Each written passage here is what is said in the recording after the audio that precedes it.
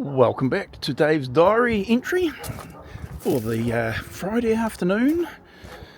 We've got a dog barking on one side and the supercars noise coming from the other.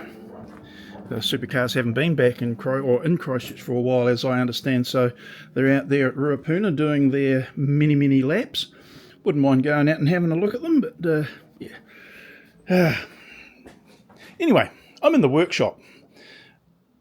This video is going to be split into, well, not the video is not going to be split in two, but two subjects.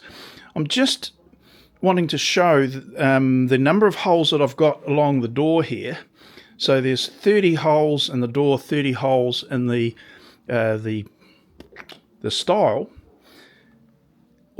Most of them will be filled with dowels. Because, especially this side, because it's going to be the hinge side, and this door is going to take quite a bit of weight, and I don't want it causing problems. So anyway, the point of this was just, again, it was the same effective topic, encouraging you, if you're doubtful about using a doweling jig, because you've in the past, like me, have used dowels and they've been a bit finicky to get things to line up, I say get a decent one like this. This is by Enjoywood. No, I don't have any affiliation with any company or any person, but it's encouraged me, and it has dispelled my reticence to use a doweling jig, from the pre-existing experience that I had, which was rather poor with dowels. But now I actually like them, and I don't own a biscuit jointer, and I don't own a domino jointer, but domino I might be a little bit flip-floppy on, but any interior work I'd probably still go with the doweling guide jig setup for a couple of reasons. One is I've got it already, and it's relatively cheap.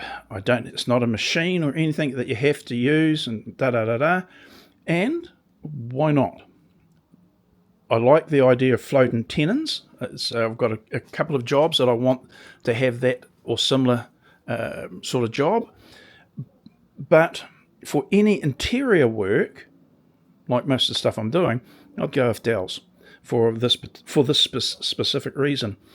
The dowels locate in the X and Y, you choose the number of the letter, X and Y direction very well. That is sometimes the reason that you don't like doweling, because sometimes if you get that wrong, it's a pain in the butt. But the actual slight intolerance that you get means that the dowels wedge in the two pieces together quite well. Clamp them up, glue, clamp, you've got a good joint there, I would suggest. And especially with the number of dowels I've got in there, if I use all the holes, that is, it ain't going anywhere soon. Probably use most of these 1, 2, or 2, 4, 6 there, maybe two there, maybe two there, and definitely more there. Why? Because that's where the hinges are going, top and bottom. So I want as much robustness in the joint as possible.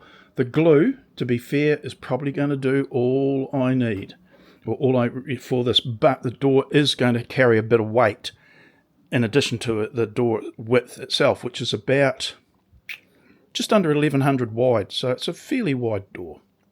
So anyway, that was just this is the, how would you say, encouragement for yous that are out there that haven't bitten the bullet to go back to using dowels. Give it a crack.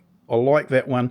Enjoywood, as I said. Others, it's better than it probably looks. It looks like such a simple doweling guide, but I think that's part of its appeal to me. It hasn't got all these little screws and clamps and all the rest of it required to make it work. It works just because it does.